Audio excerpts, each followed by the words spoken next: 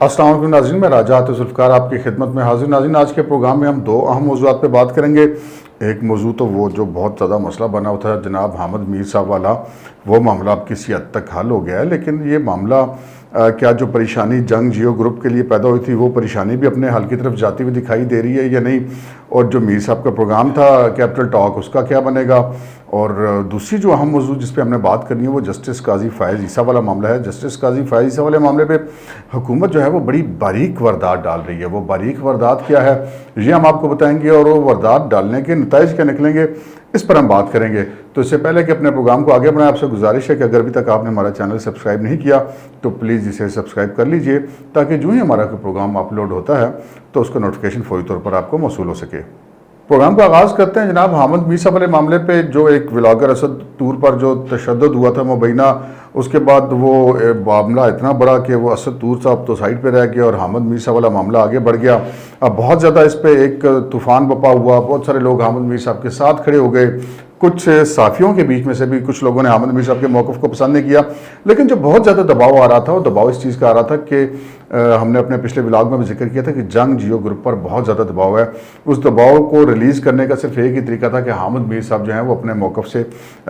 کسی حد تک دستبردار ہو جائیں یا اس میں کوئی نرمی لے آئیں۔ تو یہ معاملہ بہت زیادہ بگڑتا جا رہا تھا دن بدن۔ جنگ گروپ کے اندر بھی میٹنگز ہوئیں، انہوں نے اپنے جو ایڈیٹوریل کے اہم لوگ ہیں، جو سینئر لوگ ہیں، ان کو بھی بیچ میں شامل کیا اور معاملے کو حل کی طرف لے جانے کی کوشش کی، لیکن یہ معاملہ کسی طرف جاتا ہوا دکھائی نہیں دیتا تھا۔ لیکن بعد میں جب ہماری جو یونینز ہیں ان کو انوالو کیا گیا تو یہ معاملہ ایک حل کی طرف چلا گیا۔ اس میں افضل بٹ صاحب جو سابق صدر ہیں پی ایف یو جے کے، انہوں نے رول پلے کیا۔ آر یو جے کے صدر عامر سجاد سید تھے، انہوں نے رول پلے کیا۔ نیشنل پریس کلب کے جو صدر ہیں شکیل انجم، انہوں نے رول پلے کیا۔ ان میں سے جو دو حضرات ہیں، جو پی ایف یو جے کے سابق صدر ہیں افضل بٹ صاحب اور جو نیشنل پریس کلب کے صدر ہیں شکیل انجم صاحب، ان دونوں کا اپنا تعلق بھی جنگ جیو گروپ سے ہے۔ شکیل انجم صاحب دی نیوز سے تعلق رکھتے ہیں اور افضل بٹ صاحب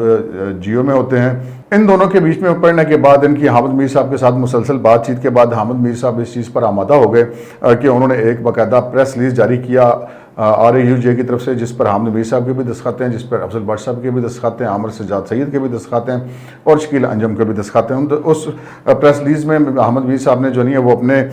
اس چیز کا افسوس کا اظہار کیا۔ ان کا کہنا تو یہ تھا کہ ان کا مقصد کسی کی دل آزاری نہیں تھا، اور بہرحال معاملہ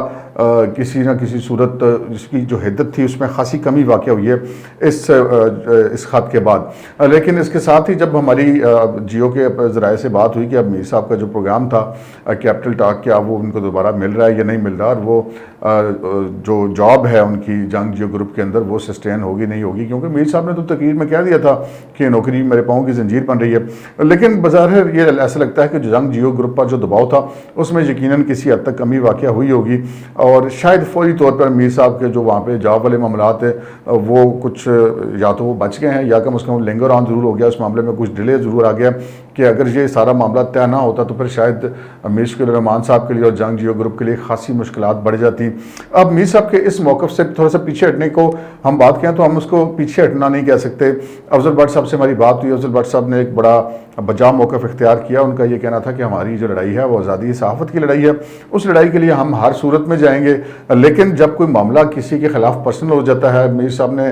غصے میں یا جذبات میں ایک پرسنل لیول پہ کسی کی بات کر دی، کسی کی فیملی کے بارے میں بات کر دی، تو یہ چیز نامناسب تھی۔ اس پہ ہم نے میر صاحب کو کہا اور میر صاحب نے اس پہ آمادگی بھی ظاہر کی اور اس پہ انہوں نے معذرت بھی کی۔ خیر، یہ میر صاحب والا معاملہ ہم یہ کہہ سکتے ہیں کہ آہستہ آہستہ اب اس کی جو شدت ہے اس میں کچھ کمی آ رہی ہے، لیکن اس میں ایک بہت اہم اور دلچسپ جو تھی معاملہ وہ یہ تھا کہ ایک کالعدم تنظیم کے جو سابق ترجمان جو کہ یہاں سے فرار ہو گئے تھے، ہمارے جو کچھ سیکیورٹی ایجنسیز یا ہم انویسٹیگیشن ایجنسیز کی حراست سے، انہوں نے ایک اور نام سے ایک اکاؤنٹ بنا رکھا ہے سوشل میڈیا پر۔ انہوں نے اس سوشل میڈیا کے اکاؤنٹ سے میر صاحب کو خاصے تانے دیے ہیں، اور اس قسم کے تانے دیے ہیں وہ جیسے وہ لڑاکی عورتیں نہیں تانے دیا کرتی، بس یہ تم ایسے ہی تھے اور ویسے ہی تھے اور یوں۔ بخیر وہ انہوں نے ایک جاری کیا، لیکن چونکہ تنظیم کالعدم ہے تو لہٰذا ہم اس کا وہ جو ان کا موقف ہے وہ یہاں پر دینا مناسب نہیں سمجھتے، کیونکہ جب سرکار نے ایک فیصلہ کیا کہ ایک تنظیم کالعدم ہے اور اس کے جو ترجمان ہے پھر لازمی بات ہے وہ بھی کالعدم تنظیم کے ہیں، اور پھر وہ اپنے نام سے وہ اپنا سوشل میڈیا پہ اکاؤنٹ بھی نہیں کسی دوسرے نام سے چلا رہے ہیں۔ لیکن بہرحال انہوں نے خاصے تانے دیے ہیں میر صاحب کو۔ وہ سارے تانے اپنی جگہ پہ، لیکن میر صاحب نے جو اس معاملے پہ جو تھوڑا سا لچک کا مظاہرہ کیا ہے، نرمی دکھائی ہے، جو صحافتی یونینز ہیں، جو نیشنل پریس کلب ہے، ان کا جو کردار ہے وہ بہرحال قابل تحسین ہے ایک معاملے کی شدت کو کم کرنے کے حوالے سے۔ اب ہم بات کرتے ہیں جسٹس قاضی فائز عیسیٰ کے معاملے پہ۔ جسٹس قاضی فائز عیسیٰ کا معاملہ آپ کو پتہ ہی ہے کہ وہ جب سے انہوں نے کچھ فیصلے ویسے دیے اس کے بعد سے تو وہ بڑے ٹارگٹ میں ہو گئے، تو حکومت بڑھ چڑھ کر ان پہ حملے کرتی۔ پہلے انہوں نے ریفرنس بھیجا، وہ ریفرنس ان کا خارج ہو گیا، جوڈیشل جو کونسل ہوتی ہے جس میں یہ فیصلے ہوتے ہیں ججز کی سروس کے حوالے سے۔ اس کے بعد جسٹس قاضی فائز عیسیٰ کے خلاف جو ہے ایف بی آئی میں انکوائریاں شروع ہوئی، پھر ان کی وائف کے خلاف انکوائریاں شروع ہوئی، ان کے اثاثہ جات سارے جسے کہتے ہیں نا وہ ایک ایک چیز کو کھنگالا گیا، لیکن کچھ نہیں نکلا۔ پھر جناب حکومت نے اب سے کچھ دن قبل ایک دفعہ پھر کوئی ریفرنس نظر ثانی کی اپیل دائر کرنے کی کوشش کی، جبکہ وہ پہلے بھی ہو چکی تھی۔ ایک دفعہ پھر ان کو اس معاملے میں سبکی کا سامنا کرنا پڑا جب رجسٹرار آفس نے اعتراض لگا کے واپس کر دیا، اور اس طرح جسٹس قاضی فائز عیسیٰ کے اوپر 2-3 دفعہ حکومت کو سبکی کا سامنا کرنا پڑا، لیکن حکومت جو ہے وہ مزید سبکی کرانے کی خواہش رکھتی ہے، لگتا ہے ایسے ہے، اور وہ دکھائی بھی دے رہی ہے، اور انہوں نے ایک دفعہ پھر کوشش کی۔ لیکن اب جو واردات ڈالی جا رہی ہے وہ بڑی باریک واردات ڈالی جا رہی ہے۔ آپ کو یاد ہوگا جب جسٹس افتخار چودھری اور عدلیہ کے دیگر ججز کی بحالی کی تحریک چلی تھی، اس میں جو سب سے اہم رول تھا اور جو ہر اول دستہ تھا اس تحریک کا وہ وکلاء تھے، بار ایسوسیشنز تھیں، بار کونسلز تھیں۔ اب جب جسٹس قاضی فائز عیسیٰ والا معاملہ ہوا تو اس میں بھی بار ایسوسیشن جو ہیں ان کے ساتھ ڈٹ کے کھڑی ہو گئی، اور ان کی طرف سے بھی خاصا دباؤ تھا۔ ہم یہ کہہ سکتے ہیں کہ ان کے خلاف جو ہے وہ جو کارروائیاں حکومت کرنا چاہتی تھی ان میں خاصی ان کو ناکامی ہوئی، اس کی ایک بہت بڑا کردار پاکستان کی وکلاء برادری کا تھا۔ اب ہمیں جناب یہ پتہ چلا ذرائع سے کہ اب حکومت جو ہے وہ پاکستان کی جو بڑی بڑی بار ایسوسیشنز ہیں، چھوٹی بڑی تحصیلوں کی لیول پہ، ضلعی کی سطح پہ، ہائی کورٹ کی سطح پہ بار ایسوسیشنز ہیں اور بار کونسلز ہیں، ان کو جناب سنا آج کل بڑے بے دریغ قسم کے فنڈ دیے جا رہے ہیں۔ اب یہاں تک بھی دعویٰ کیا جا رہا ہے کہ جیسے جسٹس افتخار چودھری کے لیے تحریک چلی تھی تو اس میں سب سے اہم رول جو تھا وہ راولپنڈی بار کا تھا اور اسلام آباد بار کا تھا۔ تو اب جو حکومتی وکلاء ہیں یا ہم کہہ سکتے ہیں جو سرکاری وکلاء ہیں وہ کچھ ایسی گفتگو کرتے پائے جا رہے ہیں کہ جناب اسی بڑا